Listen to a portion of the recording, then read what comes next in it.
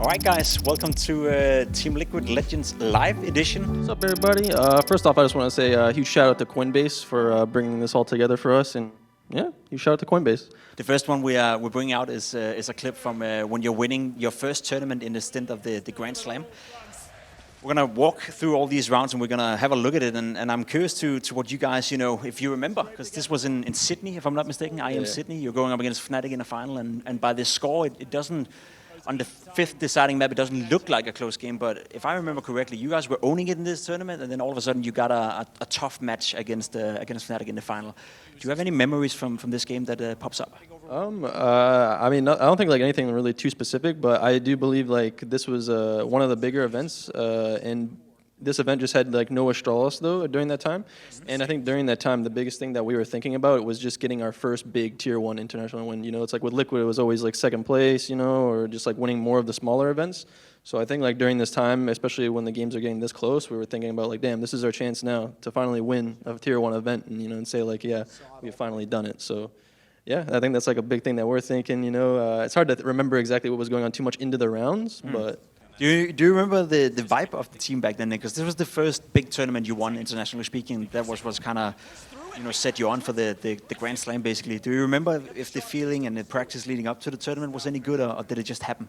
I mean, it's hard to remember like this one too much at the start, but I know like with the next events, like I feel like a big reason why we won the Grand Slam like within like 63 days is just because a lot of the events that we won were just back to back to back. So you're just feeding off the momentum, like the confidence going to each event. Like you're always just feeling good.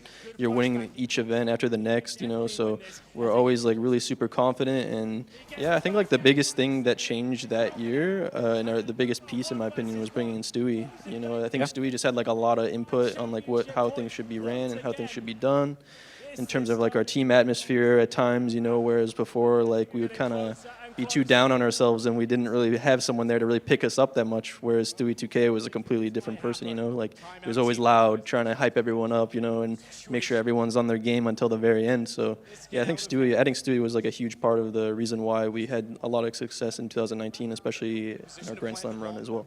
Going off what Keith said was like, yeah, whenever you go to these tournaments and you have the momentum built up and you're all hitting your shots, like the game just feels easier. But I know this tournament was one of the first ones that Astralis wasn't at, and obviously I was in Astralis for the best teams at this time. Yeah.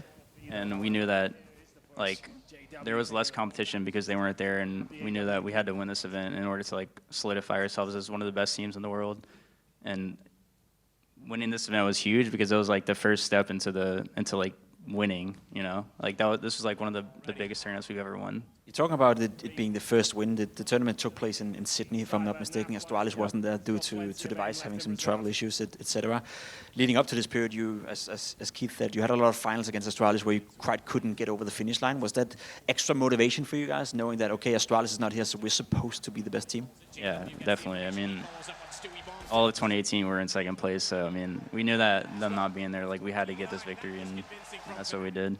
Yeah. For you, John, obviously judging by the scoreline in this game, you're having a good game overall. That period where you won the Grand Slam as well, you're playing some of your best CounterStrike you probably ever played.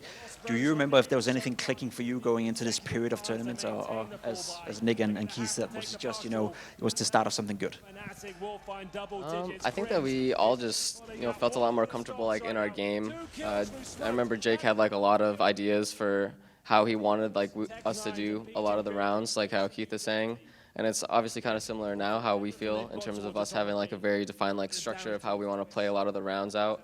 And that just gave a lot of confidence to us. And obviously we were all like hitting our shots during this run. And I think that's coupled with the confidence that we've had in the structure. You play a best of 5, which I guess we can talk a lot about whether or not that's a nice thing or not. There's going to be other games to go down that memory lane. Were you surprised that you had to go all the way to a 5th map to beat Fnatic, given that they were the underdogs and you felt better? Yeah, I think that we probably expected to win a little bit more handily in this game, but it's just about us getting over the finish line and us having like a lot of really close games. Jeez. Some of these rounds are funny. But yeah, I mean, sometimes like it's just really hard to like mentally get over that hurdle to win. And I'm happy, like, I mean, we had the I by Power win earlier against Astralis, like 3 months before this.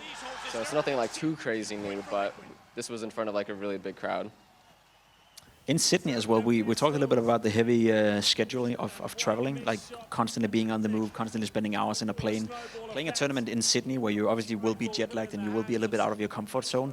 Is that any different from playing a tournament in NA? Honestly, I think that we all had the best sleep that we've ever had when we went to Sydney. Okay. Like, I remember all of us didn't even feel jet lagged the first day. We all like slept perfectly on the plane. We went to the zoo like that day or something. I don't even remember. I think we went to the zoo, right? Yeah, we went to the zoo. We were feeling so good.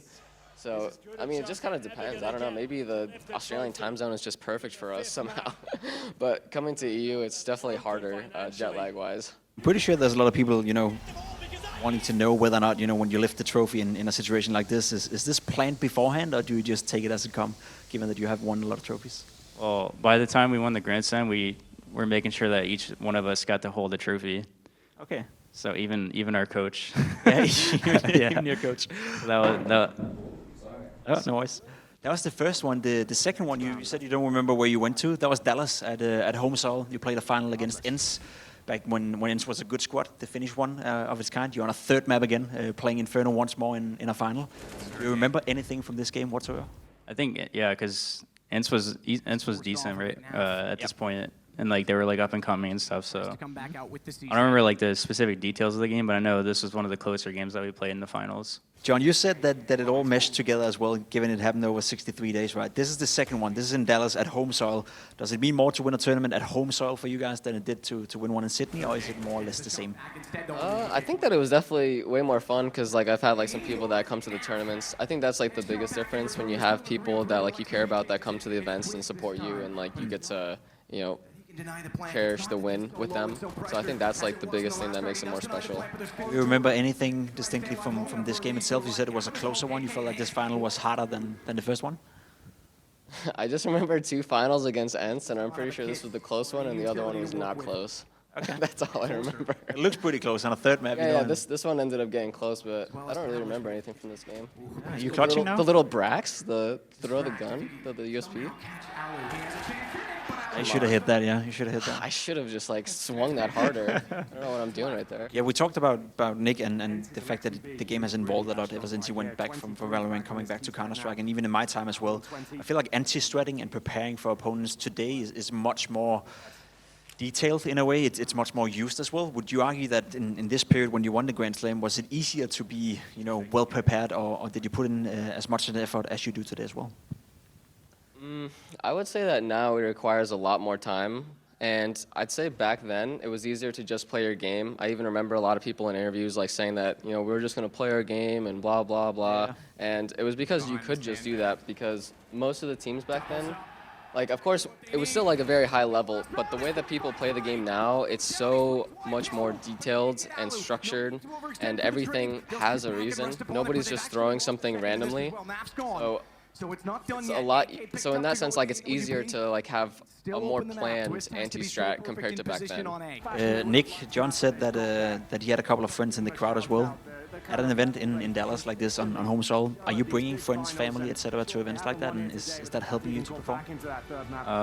In Sydney, my wife actually came, so that was cool. But I think in this one, it was actually really sad. One time at ECS. We were like still the second best team, and we played really bad at this tournament. And I had like some family come from Louisiana. It was like an 8-hour drive or something. Okay. And they got there, and we were already knocked out. It was really sad. It was really sad. Yeah, but I don't remember. I don't remember if anyone came to this one or not specifically, but I remember the other one for sure. That was disappointing. After winning the one in Dallas, you now have 2 notches on the Grand Slam belt as well, and you won 2 tournaments in a row. Is that when it started to pick up? Is that when you started to feel like, okay, we are perhaps the best team in the world? Or was it still thinking Astralis weren't here, Astralis weren't playing well? Was that still like playing a part of your mind? I think at this point, I feel like we had the confidence that we could beat Astralis now, or like then. It was just only a matter of time before we were to play them again, because obviously they're going to keep going to Tier 1 tournaments, and we're going to keep going to Tier 1 tournaments. But yeah, I don't remember exactly the thoughts, but I know for sure that we were super confident at this point after winning 2 big tournaments. It actually happened during the Pro League Finals Season 9, if I'm not mistaken. You did beat Astralis in a quarterfinal or semifinal, one of the two. Yeah, that's when you beat Astralis. You went into the final against G2, and as you can see, it's a pretty close one again on Inferno. I don't know if there's something to be said about you always end up having to decide your games on Inferno, but you beat Astralis in this tournament. You got all the way to the final at a tournament where they were there as well. Was that like the final, okay, we are the best team in the world now? Yeah, definitely. I think even before we played them, I feel like we were feeling like the best team in the world at that moment, especially because the tournaments were so close together, and we just kept winning and winning. Playing against G2 in a final like this, obviously a different version of G2 with Jax, Lucky, Armanex, Shox, Kenes, etc. Was that a team back then that you remember respecting a lot? Was that a team that you felt like we're supposed to beat them? I think at this point they were probably like top 5, and at this point we were definitely feeling like the best team in the world. So it didn't really matter who was in front of us, as long as we believed in ourselves that we could beat any of the teams. Keith, it's the third time now you're playing Inferno in the final deciding map in a big grand final that is leading to the Grand Slam for you guys. Was there something about Liquid and Inferno back then? I mean, wait, can you repeat the question? Dude, I was watching that round and I thought like we were gonna lose. I was like, wait, we got 1v3. I was like, wait, no way. I'm thinking like it's the third time we now see Inferno being played out in the final map, in a grand final for you guys in your Grand Slam run. Was there something about Liquid and Inferno back then that really clicked for you guys? Yeah, no, I think like a lot of teams would just play it, and a lot of teams were comfortable on it. So a lot of teams were just comfortable putting it as like a third map, and just picking their best maps. But yeah, Inferno was always a nail biter, especially on the third maps in grand finals. So yeah, as you can see here, I remember even we don't get to see it here, but I remember like Twist. I think it was like 15-14, I think, or something like that, to bring ourselves into OT or something like that. He won like an insane 1v3 with like 1 HP on the last kill, and yeah. It's a shame we don't see it here, but yeah, that's pretty much like all I can really remember. We only have the three of you now here, of course, but Stewie 2K and Twist was part of that run as well, and you explained to the crowd and to me that Stewie 2K played a big role in the whole Grand Slam thing as well, coming in with fresh ideas. When it comes to Twist, what did he contribute with outside of course, being an awesome fragger and a clutch on the team? Was he also having like a certain, I guess, positive influence on this run for you guys? I mean, yeah, no, with Twist, like he was always super reliable when it came to like the in-game stuff, like in terms of fragging, getting headshots, clutching out rounds, like he was always like guaranteed when it came to that type of stuff. And yeah, like outside of the game, Russ was always like someone that was always super positive, even in terms of like his mental when he was playing. He never did anything to cause distractions or like duress, or distress, with other players, like in the game or anything like that. He was always super positive, always trying to keep the hype up and everything. So there's nothing really negative you can say about Russ. Like he plays until the very end with a positive mindset. So huge props to players like that. And for Stewie 2K as well, being the joint in-game leader in the time, right? He was helping out with some of the in-game leading stuff and helping out with ideas. How big of a role did he play in this whole thing? Yeah, I mean it's kind of like what we've said recently about like Yakindar. Like he reminds us a lot about Stewie, is just because like like he always wants to have like a lot of input like on how like the game should be played and like how we should play. And I know before we picked up Stewie, he was playing on MIBR, and he learned a lot about like the MIBR play style and their philosophy about how they play the game. And he brought a lot of it to us. And during that time, we didn't really understand too much about like how MIBR played. And during that, like it was kind of like a new world to us, like understanding some new things that he brought to us. But with the Stewie, yeah, he was just like super extroverted. Like he would always want to be loud, he want to be hype, and he spends like a lot of time in the prac room and all that with Nitro, prepping and all, doing all that stuff. So at the end of the day, yeah, Stewie just had a good mindset. He had the grind, he had the passion, and he wanted to be the best. And yeah, if you want to be the best, you got to work hard and do all those things. And he did all those things. Winning 4 tournaments in a row definitely helps with that. Nitro, Nick, it's one of the periods as well where we look towards your team and we thought that there's no reliable AWP player, or at least there's no like dedicated AWP player within your squad. One of the first teams to make that work as good as you did back then. How was that? Like you were joining the team and you're playing with the AWP, you're playing with the rifle. Was that a good period for you as a individual player?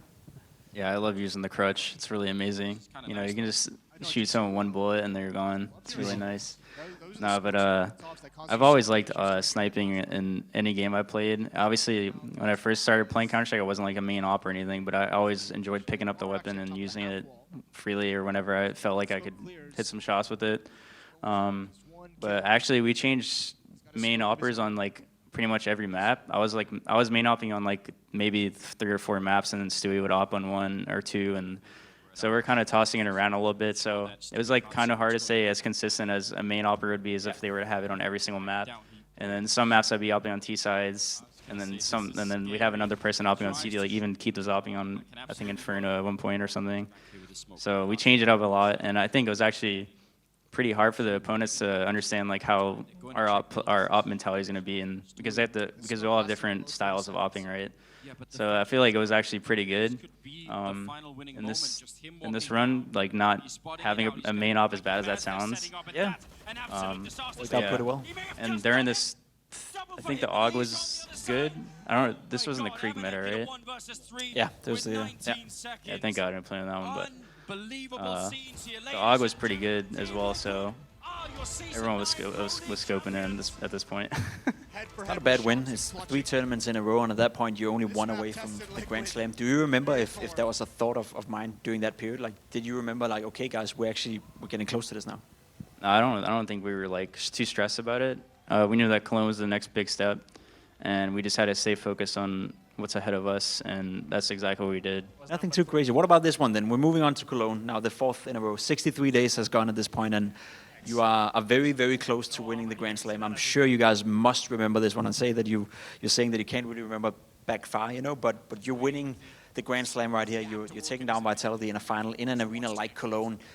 Would you argue that's one of your biggest wins ever as a professional player? Yeah, 100%. Winning in Cologne, like with the Grand Slam on top of it, against really good teams, because I remember back then that event was stacked. Yeah, it was stacked. It had like 11 or 12 of like the top like 15, something like that. And I remember we actually were gonna not go to Cologne because like our schedule was just ridiculous. Like I remember even back then, like the travel schedule, even when we were winning, we're just like, man, just screw this tournament. And we were gonna do ECS, but I remember we lost that qualifier online, so we're just like, oh crap, we kind of gotta, we just scrambled to get into the wild card qualifier for Cologne. And we ended up making it through that qualifier and ended up winning, so that was really nice too. Yeah, you won $1 million by accident. That's pretty good, I guess. In Cologne, you went up against Vitality in the final. Back then, you were playing against a younger version of Saivu. Do you remember if you already back then knew that he was going to be, you know, something else? Yeah, I think everyone knew. Like as soon as the year started, that he started playing, that he was pretty obviously going to be an insane player. I think he was the go-to rookie of the year if you wanted to pick on HLTV top 20. Sure. It's like everyone knows that he's going to be good. It's like picking Monacy, right? Like it's obvious they're going to be good. It's not like a hot take or anything. But he was super good, yeah. When you're reliving Cologne and when you're rewatching these rounds and the moments leading up to you winning the Inter Grand Slam, is that one of the moments you think back of being, that was when my career peaked, sort of? I mean, yeah, with the Cologne win, obviously it's like really massive. Obviously, Cologne is like one of the biggest events. You know, it's like kind of like the fake major, I guess. You know, everybody would always say it. On top of that, to win Cologne, and on top of that, you win a Grand Slam, an extra $1 million. You know, so yeah, I mean, obviously it was a phenomenal feeling. I remember playing, and actually I remember like playing, and I was just like, I don't know how Astralis lost to this Vitality. I'm being completely honest. I don't even know. I'm like 100% we're playing Astralis in the final, and Vitality somehow like ended up beating Astralis. And yeah, no, I remember just during that time, I'm just like, I mean, like Vitality, like with this lineup, like dude, there's no way like they're gonna deny us the Grand Slam. There's no way. So I remember just like going into this grand final, just full confidence, you know, full steam ahead, and yeah, you know, I think it was pretty easy. Like we only lost 1 map, and the rest of the games were all pretty easy. So yeah. Would that have been the same if you were facing Astralis in the final? You said that you were walking in with full confidence. You knew that you were going to win. I know there's a lot of Astralis fans out here, right? If you had faced Astralis in that final, would that have been the same result, you think? I want to believe it would be the same result, because I believe like each event we're getting better and better, and then even in Montpellier, like we said, we beat them before. So I do believe we would have beat them again. We were feeling like more confident than ever during this time. And especially like if they lost the Vitality, then at that time, then we would definitely beat them if they were in the final as well with how they were playing. But the one thing that I always thought was super funny towards the end of last year is when Astralis, like they had no opper and they have glaive opping, and I was just like, oh man, like now they know how we felt like when we were playing. We didn't have a primary opper, and I remember just playing and like I remember like we had fallen and they had glaive, and I'm just like, falling, like you got to go up against Glaive opping, and like even just for us as players, like it was also just so much more confidence knowing that their opper just like wasn't like a real opper. Like opping, like when you've been a rifler for so long and you switch to being an opper, like it's a completely different world. It's not as easy as people think it is to just switch and just pick up the op. Like, yeah, it's easier to maybe be like a secondary opper, and pick it up for small rounds, but dealing with the op the whole round and like positioning and all these different things you have to do with the op is completely different from rifling. So, so I think towards the end of last year, just playing against Astralis and beating them was nice because they also just like, they didn't have like a real opper, so they kind of felt like how we felt during this period, even though we were able to win like a Grand Slam. But if you look at the other teams that won Grand Slams, you got Na'Vi, that's simple, insane opper. And the other team that won Astralis, that device, insane opper. Whereas us, we did it with no opper. Like obviously Nick did an extraordinary job at it, especially on CT side overpass. It was insane. I remember that. I think that's the thing I feel like a lot of people don't really think about too much is that we were missing like a big piece like of a team, like having a primary opper. So it was maybe not as easy as a lot of other people think it was. John, we just saw a pretty insane clutch for you right here. I think we should actually rewatch it. Yeah, that was nice. How does it make you feel when you're sitting on a stage? You're one round away from winning the Grand Slam and you're pulling off a clutch like this. Is that like an adrenaline rush just going through your body, or are you ice cold? It was definitely a lot of adrenaline. It felt super good, especially because we were losing this round really hard. It was 2v4, killed the upper B push, and then just everything fell into place for like the whole clutch. So when you're clutching in general, like also today, is it still the same feeling you're filled with adrenaline, or does it matter the context of the game? I think it just matters like the context of the game. Like it's like if you win a clutch against like a team you expect to win and it's just like a group stage match, it just feels not as good to win. Sure. But if it's in like the quarterfinals or something in front of like a crowd, like it's way more fun like in that context where you'll actually get some type of rush from it. There was a stigma towards you guys that you were choking a little bit in those finals against Astralis, in that period leading up to this one. Was that ever a theme for you guys going into any of these finals? Were you ever thinking about it individually, saying that, we've been here before, we may or may not choke, or would you all just believe that that time was over? I mean, in 2018, I think that we just didn't have good enough, like, I guess, game expertise to be able to figure out, like, what the actual solution is to beat them.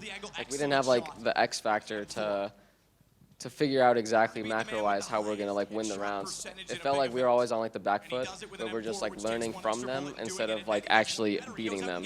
We're literally just like watching the demos back and we're like, oh yeah, that's nice, we should take that, like that type of stuff. Sure. Instead of us like, this is how we can beat them. Of course, not completely as extreme as someone's gonna listen to that would think, but just in general, we didn't have like enough of a good game plan to beat them. Okay. I'm curious, in a situation like this, it's 15-8 now. You're getting so close to winning the entire thing, and you're about to do it right here as well, John. Do you remember anything from these rounds or this period, or is it all just blending together? Nah, I don't remember. I don't remember. You tell me what happens right now. Do you remember if you're winning or not this round? Yeah, you win this? Looks like we're winning. We're in like insane after plans. I'm playing the same spot that I just played, so I probably have extra confidence playing there. Yeah. Was it stuff like this, Nick, that brought you back to CounterStrike? You'd argue that, having experienced this before, wanting to experience it again? Oh, yeah, definitely. I think there's no other better feeling than playing like in front of a huge crowd and, CounterStrike. I mean, valorant is like, I don't know how it's going to be with a big crowd. I feel like it's not going to be the same as Counter-Strike, because I feel like Counter-Strike fans are like really like into the game, Sure. Like they've been playing for probably their whole entire lives. So it's really cool to see a lot of the fans that remain within the game. I remember at this point we're really like, who can beat us? Like we were just like, and then we won like LA, Blast LA right after, and it was like against FaZe, I think in the final, and I don't know. It's like whenever you're like playing that well, it almost seems like the other team is like trolling. As bad as that sounds. Keith, was that you almost bursting a tear right there? Yeah, he cried after. He cried after. Well, the one thing I can say is, I remember I had so much adrenaline in my body where, I ran up and then like I raised the trophy with one arm, like I felt like the shit, and I was able to just carry it with one arm, and I was like, damn, this thing is like weightless. And then I woke up the next morning and now I can carry the trophy because like I had to like bring it to the airport and all that. Dude, I could barely even hold it with like two hands. I was like, dude, I need someone to help me hold this. But yeah, no, during that time I remember, so much adrenaline running through your body, especially when you win. And I was just thinking, I'm like, Yeah, but during that it was nothing. It felt like nothing. I felt like I was just raising a pillow. There you go. You know, but I remember during this time, I think we didn't really discuss who was going to raise the trophy, and I was just walking down first. I'm just like, yeah, I'm raising this shit for sure. You took one for the team, yeah. It must have felt nice. It must have felt really, really nice back then. I mean, yeah, getting to win Cologne, it's like, you know, it's like one of the biggest events to win, and you know, like winning Cologne, and on top of that, you're winning a Grand Slam, you know, so it just makes it that much better. You did make it work back then in this period, 63 days to win the fastest ever Grand Slam, and you did it in style. When you think back on this period, do you think, because there's been a lot of discussions between experts and between, I guess, some out here as well, which one is the most impressive? Like, is it the most impressive to win the Grand Slam that Navi won, the one you won, and the one Astralis won? Where do you rate yourself in terms of the Grand Slams? I don't know. I think ours was pretty sick, personally. Yeah. I think that, you know, I mean, you can make a case for any of them. Obviously, it's ours, so sure. So we're gonna think that it's the best. I mean, I think that ours was really good.